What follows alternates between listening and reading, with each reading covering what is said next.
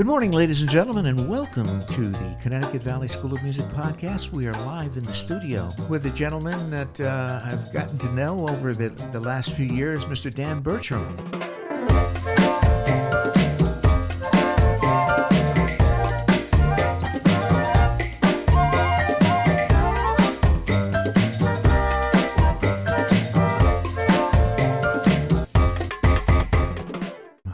Who is the builder-developer of the Brainerd Place project. So, Dan, thank you so much for coming up and sitting down and gracing our studios. Happy to be here, Dave. Awesome. So things are happening over there. We've got a lot of things in the works, and I think the apartments are looking great. The retail, as I told you coming up here, I says I'm a frequent flyer at Starbucks. So, tell us, give us an overview of the project. I know you and Fred Hassan have worked many years together, and Yep. You know how that relationship evolved. Yeah. Well, I've known Fred my whole life, and so what's now many years ago, he had asked me to come up to the town of Portland, and I actually hadn't been over the Connecticut River. I'd been to Wesleyan maybe before, but I hadn't been this far out, and that was around 2015. Okay. When the first time I came up and looked at the site. So he was looking for really advice on the site, and I'm a developer, and I've known him my whole life, and he's like an uncle to me, actually. Okay, so there's a real relationship there. So anything I could do, I wanted to do. Sure. But in coming over the bridge and into town, and at the time it was really a kind of a spooky site because there were just probably 30 buildings on the site that were in disrepair at various levels. Mm-hmm. And it was an interesting starting point because at that time there had been remember that VCI report, the Vibrant Communities Initiative? Yes. That had been queued up as basically a study on what could be done with the site. And so when we came into the picture, it was concurrent with that process where a grant had been issued, and a gentleman, Cecil maybe, his name's escaping me, but basically they held a bunch of town forums, and there was a lot of input given. Yes. And it was, the task of it was, how do you responsibly redevelop the site? Right. Given the various stakeholders in town. So some people were very into the historic buildings. Yeah. Others, some of the magnificent trees, right? And others are just, hey, we like the town the way that it is. Yeah. Oh yeah. And so coming up with a viable plan was a bit of an exercise, and this was all way pre-COVID. It was a while back. Yeah. But the commercial development that had been approved was just not actionable. It was just a couple 100,000 square feet of commercial space, give or take. Anyway, it was big box, grocery anchored approach. So coming up and really listening to the town and taking in kind of the puzzle of it all. Right. That kicked off a multi-year process, and it had to be anchored economically with the housing component. Sure. But there was a great opportunity, given the traffic counts and the like, to create a mixed-use community. Yes. And that's what everybody wanted there. Sure. And so it evolved, as you know, through many meetings. But the first iteration with the 240 units with commercial, and then needing to increase that to get phase 3 to become actionable. But it's nice to see the people living there and coming in and out of the site and interacting with it in a significant way. And then the momentum that we're starting to get on the commercial leasing side, which we're excited about. Yeah. Well, I know, back in the day, as you know, I grew up on Perry Avenue, which basically, he tore down my house, but my parents, my house. Oh, you were on the west side of Perry Avenue? Okay. My parents' house, I was the last house on the right. My parents was the next to last house on the right. So I grew up there. Growing up, I ended up playing on that property, with Fred Chapman, when he used to own the building, he used to summer up here from New York and so forth. And then obviously Mrs. Wagner, who had the Elmcrest. Well, you have a connection to it that, yes, like few others. I was probably in a site review on the new building that we're building. I was probably 30 feet above maybe where you slept. Yes, yes. Given I was way up in the air looking out at the views over the river. Yeah, exactly. Which are really nice. Yeah, no, so. And it's there's a lot of history there. There's a lot of history, and the grounds were back in the day were prior to Elmcrest, being sold to St. Francis, and then building all those buildings and all that kind of stuff. Sure. And they became, basically dormant, vacant, and I mean that basically. That property lay dormant for about 15 years, and that, Yeah, no, we were on the back side of it trying to get it moving, but for sure. So getting that property happening, and obviously we know the hoops that you had to go through to get things done. So things are moving. So give us an idea of. I think the front apartment building is at 99 in there. Yeah, 99 units in Hassan North. Okay. And that opened in mid to late January. Okay. And so that's about half leased up. Really? And, nice. And so I expect by the end of the summer that'll be fully occupied. Great. Because we actually had a winter this year. Yes. And so it wasn't a quick initial start. Yes.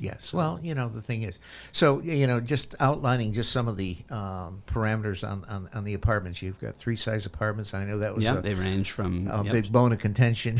Getting approval on Well, there are a lot of things that go into a responsibly designed site and development. So the weighting towards studios and ones, right? We have 70% of the units that are on the smaller side. Yeah. And then the remainder are 2 bedrooms, no larger. Yeah. So that has its own effect just on how many school-age children there might be. Sure. But, again, what is the objective, right?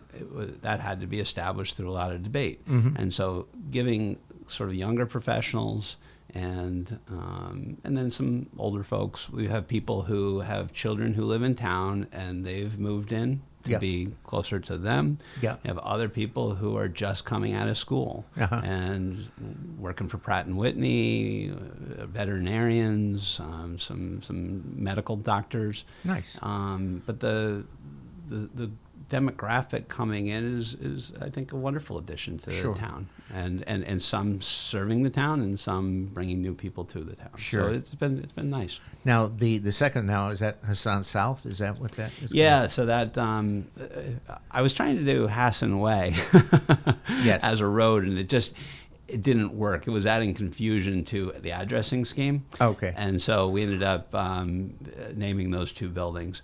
And the intent there was to honor the people who have impacted the area. Sure. Obviously, we have the Hart Jarvis, the Brainerd, Sage, but even choosing Gildersleeve for one of the names and Arrigoni for the other buildings.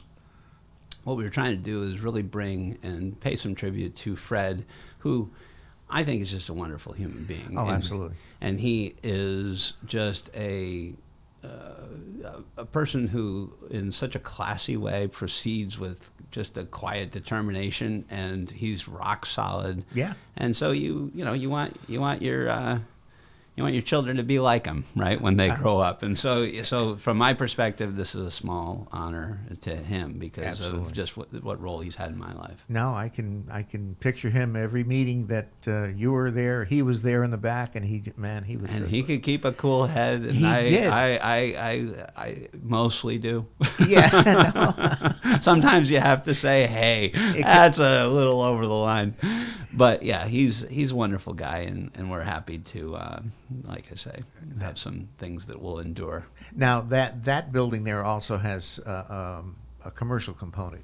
The Hassan South building is 130 apartments. Okay. And has a little over 10,000 square feet of commercial space. Okay. And that that back section will have a perpetual view of the bridge Yep. and the whole river scene there. So it's really beautiful. Yeah, no, absolutely. So, all right, so we know we have Starbucks. Okay, are you gonna Yeah, no, I can show a little leg on what's coming here. So next to Starbucks, Jersey Mike's is slated to go in, which is nice, and I think complementary to what Starbucks does, and then I think we're safely far enough along with Chipotle as well to say that they'll be in a phase 3 building. Okay. And that's being pulled together now. Now, which one is the phase 3 building now? That is the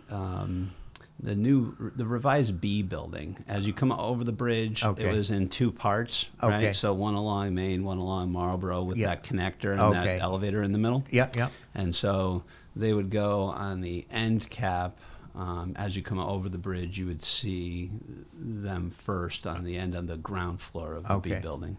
Yeah, the B building, that was originally where I think the CVS was going to go. Okay. Yeah, and that was never really anything I was excited about. I mean, because it doesn't move the needle much to put a CVS across the street from a Walgreens or a Rite Aid at the time, right? Right.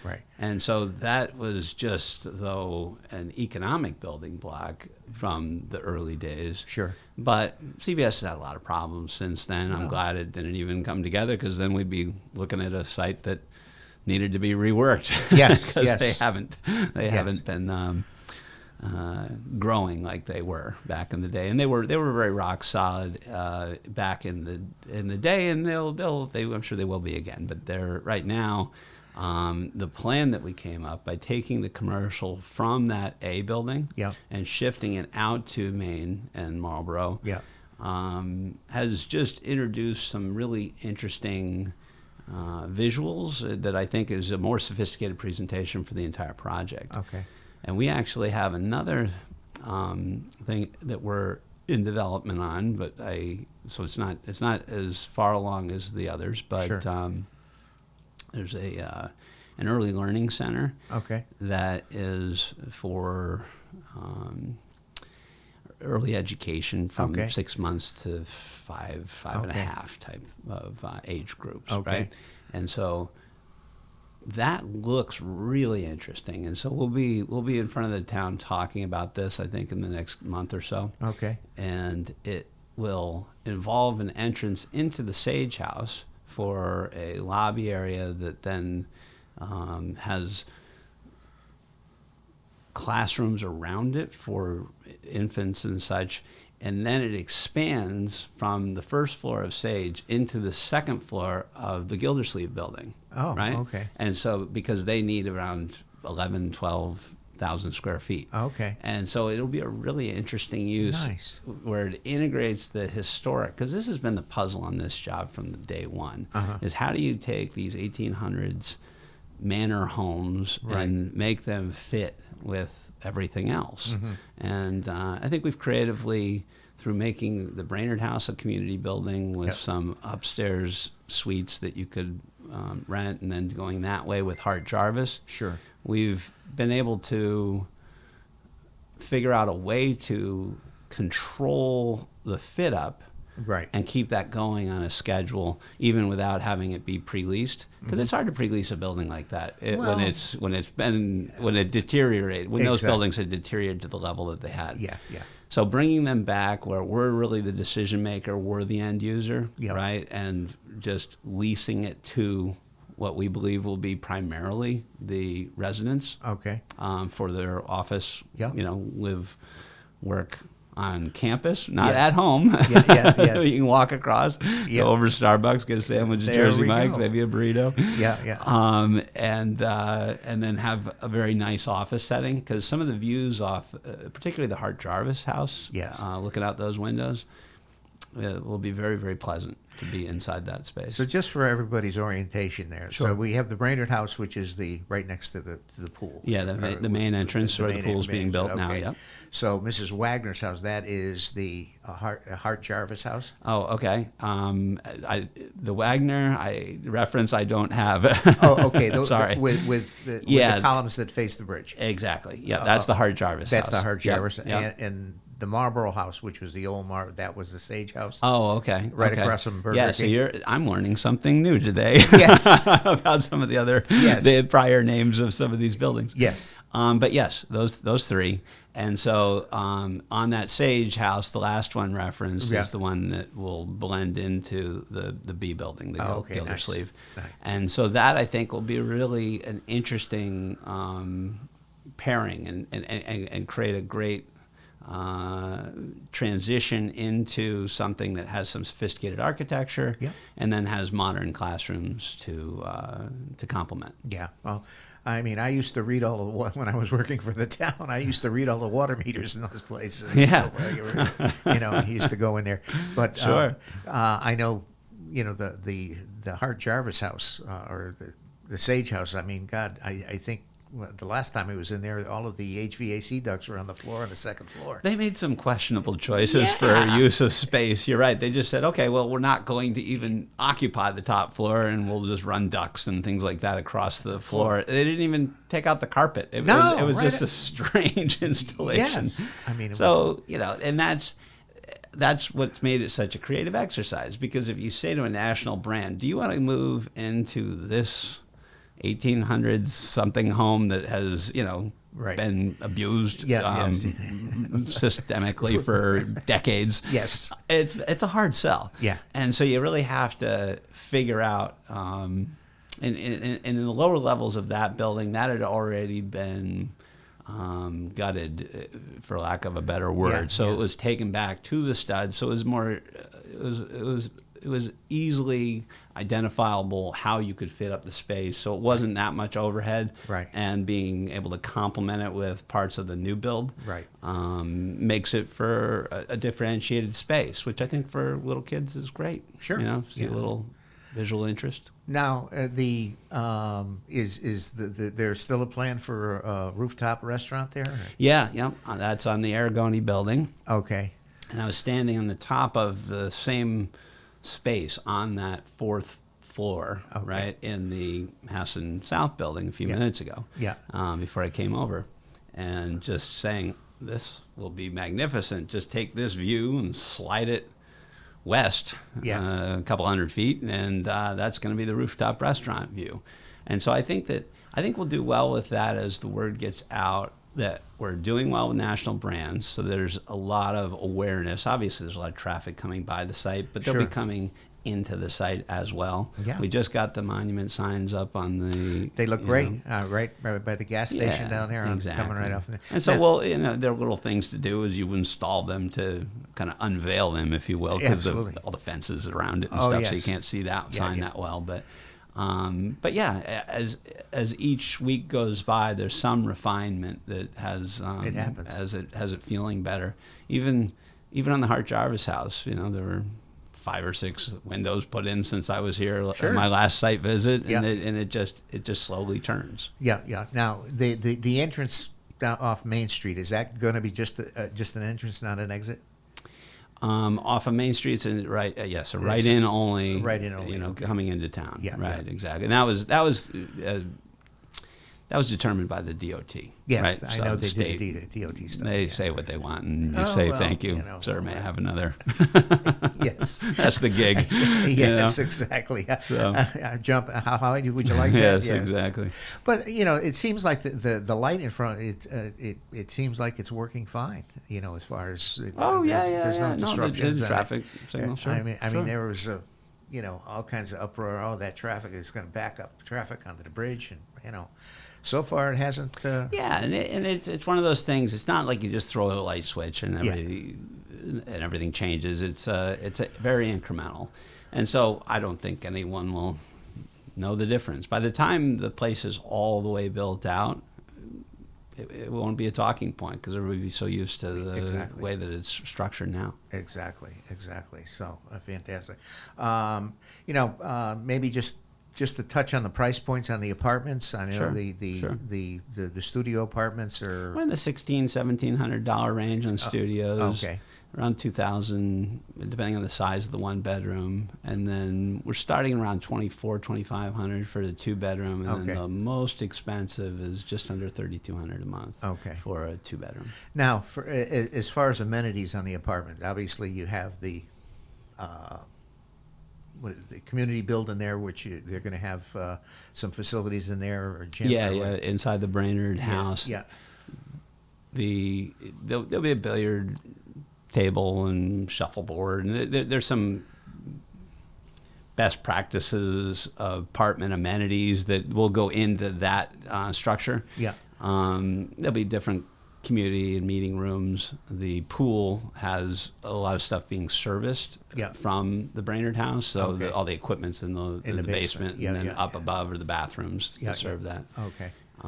But yeah, the Brainard House is coming along. The courtyard of Hassan North is also being programmed and fit up with barbecues and fire pits and things like that, just to make it kind of its own plaza, because that's something that, because the building itself is already done, Yeah. you can kind of refine that space further. Sure.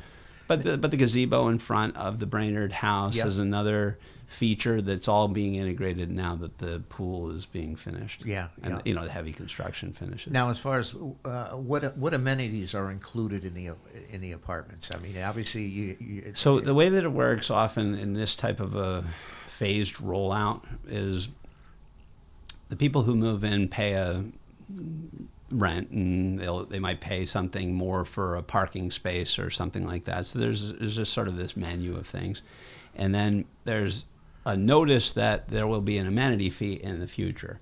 But until we roll out more, Okay. then we don't charge for that. Okay. And so it's something that'll come on renewal and things like that later when the Brainerd House is online and the pool is open. Then there'll be the start of an amenity fee. Right, And right. so that ranges in projects around here from $50 a month to $150 a month. It Okay. depends on what is online. I mean, it's not outrageous. I mean, No. But it's in addition to the rent, and But one of the things that's differentiating that isn't immediately obvious about the complex is just that the parking garage. There's a 130-car parking garage below each apartment building. Okay. So you have the ability to be out of the elements and then walk horizontally over to an elevator and right up to the floor that you live on.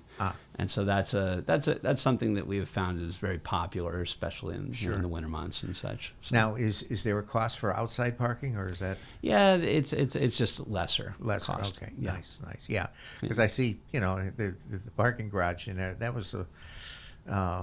That's a big endeavor, actually. Yes, it was. and it's a city feature in a town, right? But it helps beautify Sure it the does. whole landscape, because you just don't have seas of asphalt. So, and we had when we talk about the different stakeholders, some of those trees on that site are stakeholders. Oh yes. Oh, I can remember. We would go around and say, see that beach tree? Yeah, that is a member of our family. Exactly. That's why Nothing that can fence is happen to around that. it. Don't Exactly. Don't even go near that. So there's some specimen trees that were at the core of the site, over by Starbucks, Yeah. behind the Brainerd House. Yeah. That I'm proud to have, had a part in preserving. And then an arborist came through in the last couple of months and gave it some love. So basically, it's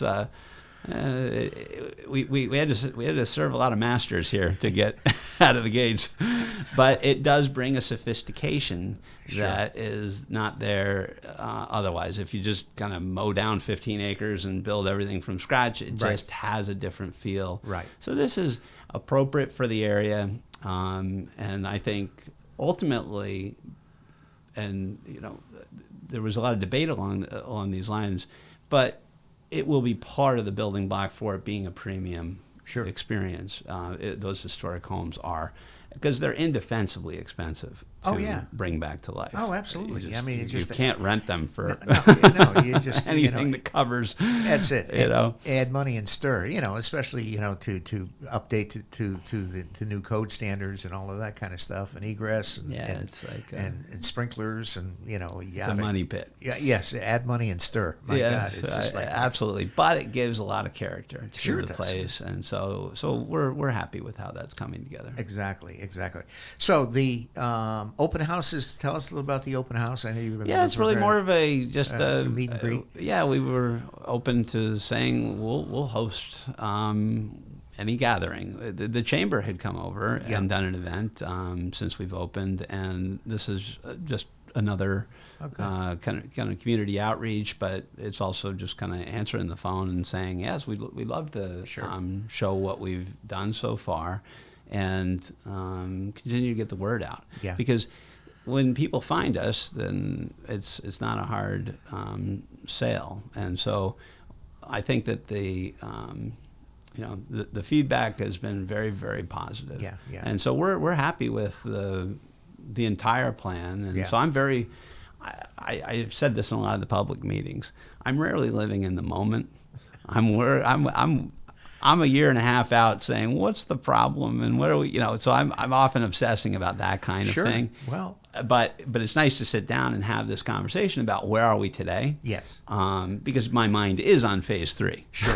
Well, exactly. And getting that started and delivered in a complimentary way to what is momentum that we're finally getting. Yeah, exactly. Well, obviously, Johanna Bond with the chamber, she's a Portland resident, and I know she's a big proponent as far as that. She's a lovely lady. Yes, and the chamber was very helpful. Yeah. And so, because it has been a lot of years, and Larry before her. In terms of just being supportive of the endeavor. Even, sometimes there were times when I was getting a lot of arrows, and it was like, okay, maybe we'll keep our powder dry for next year.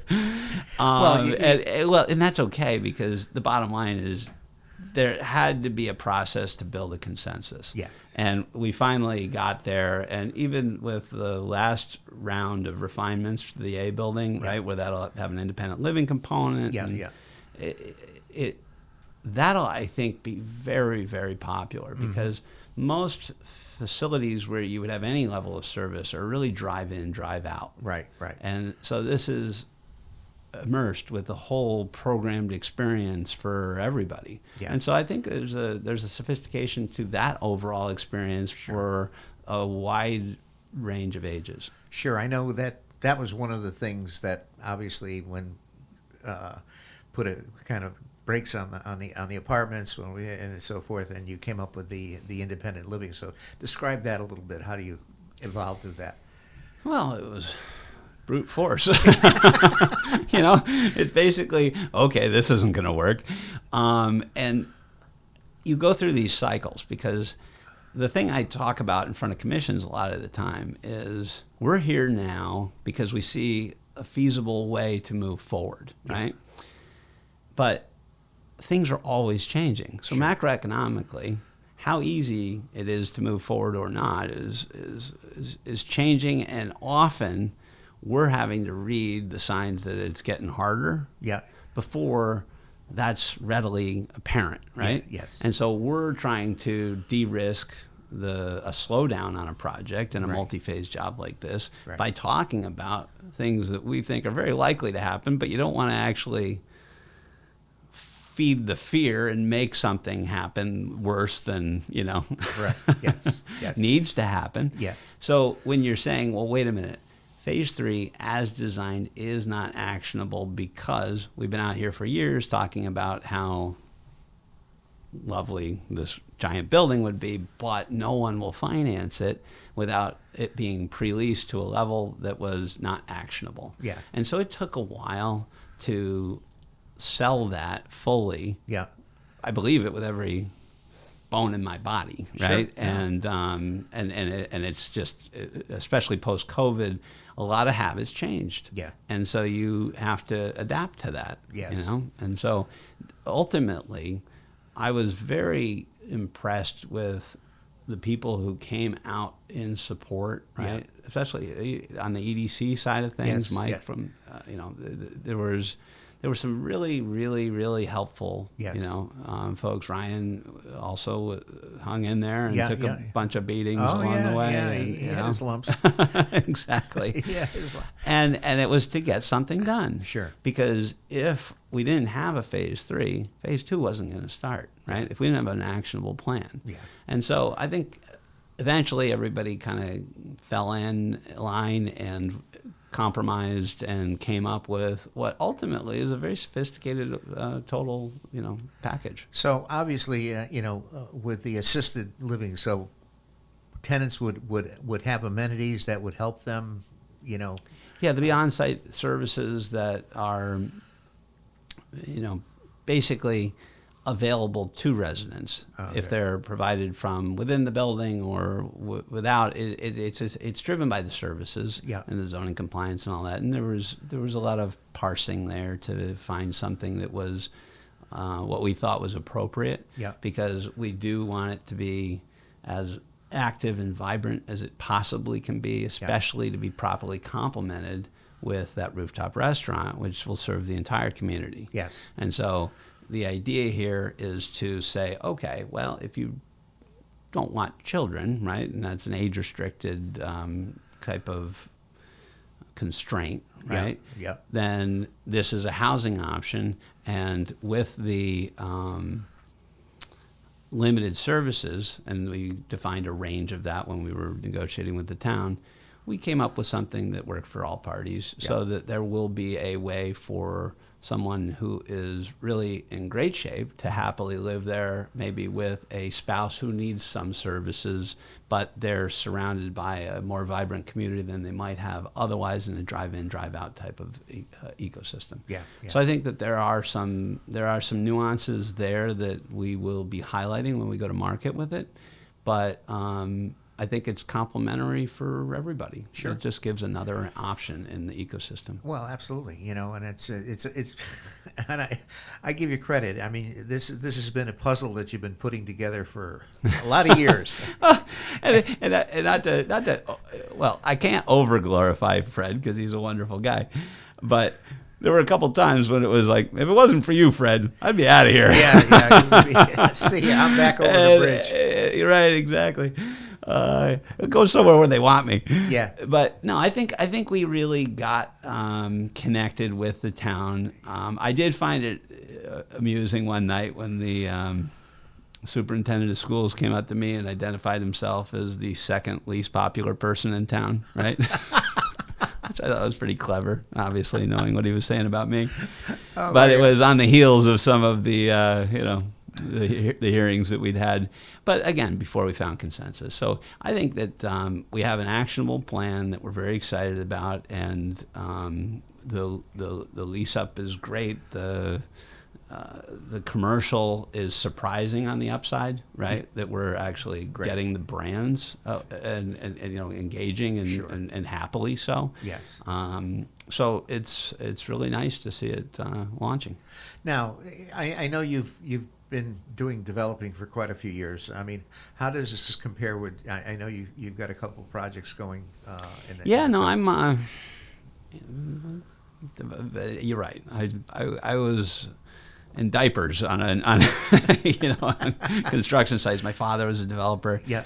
And so I had a very early start, and he put me in the game as a young guy. Yeah. So I have a lot of experience because of that. Yeah. So it's led to a lot of different projects we've done. We're converting a hotel in Danbury that had closed during COVID into 200 apartments that are micro studios. Yeah. So those are very small, 330 square feet. Okay. Furnished, and offering a really nicely managed community at a price point that doesn't exist in that ecosystem. Right. And then there's some one bedrooms, but we have a 20,000 square foot allocation for a makerspace. Okay. And that was why when I came in here, I was taking all the pictures of the podcasting setup, because they will be building one of those in this building. But it's a live, work, play type of concept that doesn't exist in the suburbs. Sure. So it's a business incubation piece. We have a restaurant also there. There'll be an arcade, a coffee shop. So it'll be a very interesting space. That'll open sometime this summer. Nice. And but I'm in Puerto Rico a lot of the time. We're doing some very high-end things there. We're actually building modularly in Poland and shipping to Puerto Rico. Wow. I mean, how much time we got, you know? Oh my God. So we're, I appreciate and grew up in this business and appreciate, I guess, the more complicated puzzles, if you will. Well, so. With me being of Polish ancestry. Oh, there we go. I've been to Krakow 4 times since August. Is that right? My God, because that's on my bucket list to get to Poland. So we're gonna have to talk. All right. Maybe you could be the videographer for one of the trips. maybe we can go and do some B-roll over there and say, hey, this is what's happening, and go from there. All right. Yeah. I welcome it. No, but I am there back and forth for the next several months as we work through the kinks of the first deliveries. One of my partners is Polish. Okay. And on the projects in Puerto Rico. Okay. And but that's a range of product types. That's large single family homes. Yep. It's hotel, condo hotel, a mix of things. Yeah. But no, there are other projects. One of a good friend of mine runs the auto body shop out by the town garage, and he's obviously Joe Barone is from Poland, and he is. I guess from Zakopane. I don't know.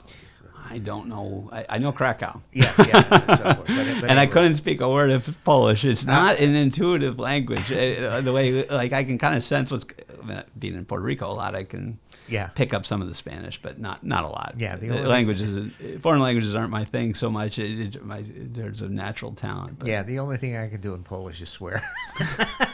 That's more than I can do. No, but the people we've interacted with there are lovely, very smart, very competent, and I would say it's remarkable what's going on in Poland, given that it was under communism until 1989. I mean, that's not that long ago. Well, it's crazy how entrepreneurial. Well, economically, the dollar goes 4 times as far over there than it does here. Well, it's the euro, right? Well, there is that. Yeah, but it's interesting because I didn't ever think when we started doing this that I'd be tracking tariff policy, right? And that's a euro. That's the European Union. So Poland doesn't even get to call Washington and make a deal. They're in the boat with the rest of the European Union. Yeah. Speaking of tariff, has that impeded you on any of the I think deliveries? it's affecting everyone, certainly in concept, right? And in practice, it's just starting to bite, I think. Yeah. And so it's inherently inflationary, so everybody's worried about that on some level. Oh, yeah. And so what the workarounds will be for the people who are, in international trade, right. That wasn't my thing. Yeah. But I'm getting a quick education based on some of these processes we set in motion. But I think that there's I think when the dust settles, it'll be a component of the cost, but it won't be a business killing component, right? And to the extent that it is helping redirect certain core industries to be delivered within the U.S., that's probably good from a national security perspective in various areas, and I don't really begrudge it as long as it's not just arbitrarily administered and it's rolled out in a rough and tumble way, but it'll settle into something rational, I think. Yeah, in relatively short order also. Well, I mean, basically here at the museum, most of my clientele is more beginner entry level. I mean, as far as that goes, so the tariffs have affected us. Oh, sure. No. Here, I don't mean to say it doesn't affect, but there are moves that you make when you are concerned about that, or you try to buy a little sooner. You just try to de-risk in any way that you can. Yeah. So but it's always a process. There's always something to keep you. Keeps you thinking. On your toes. Exactly. Well, and it's like anything else. It's like New England weather. Wait 10 minutes, it'll change. Yeah, right. There you go. Whatever. Well, that's why you don't overreact to the moment. You can play through it because so long as it's my view on these things, and it's also the entitlement process and everything else, is that so long as there's equal enforcement, the rules are the same for everybody. Sure. Then we can figure it out. Yeah, yeah. We'll Well, get through it. you know, that's the thing. So, fantastic. Dan, thank you so much. Anything else you want to touch on? No, I think that was a fun conversation, and I've enjoyed your setup here. This is great. I'll be giving the Makerspace guys in Danbury some notes from this visit. I'll be happy to consult with them. Yeah, on it, I may have you come down to Exit 2 off 84 there. You know, because I mean, there's when I started doing this, you know, it was the type of thing. I've been doing a musical video. My drum teacher has done a music for over 2.5 years now, and we've got 200 plus episodes in the can. But it was the type of thing. I don't know. When I put this edition on, I said this was originally going to be storage, and I had this, I don't know, epiphany. It says, I think I'm going to make a podcast studio, because when I retired from the town, I had a podcast with my town tech program at the high school. I had a podcast studio up there, and the students loved it. It was engaging and so forth. So when I retired from the town, I says, I think we can make this a podcast studio. So, I think it's a great idea, Dave. And I mean, podcasting renews your faith in humanity, right? The long form counterweight to tweets. Oh, well, you know, the thing is, it's nice to have a conversation, well, right? And for that to be so broadly popular. Yes. So I listen to a lot of podcasts. Exactly, and it's like instant gratification. I mean, you don't have to be sitting in front of a computer. You don't have to be, you know, you can listen to it on your phone. And you know, we do video here also, but you know, we're on the audio side, and you know, so it's. You know. I think this is wonderful. So God bless.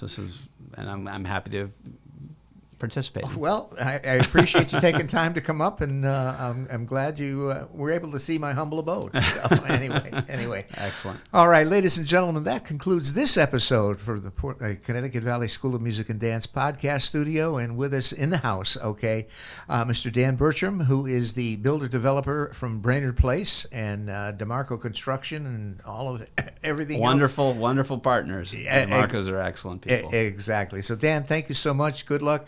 I'll get the links for the rental on the apartment, so we can put that in post. Yeah, BrainerdPlace.com. And we can go from That'd be there. great. So, all right, ladies and gentlemen, that is all.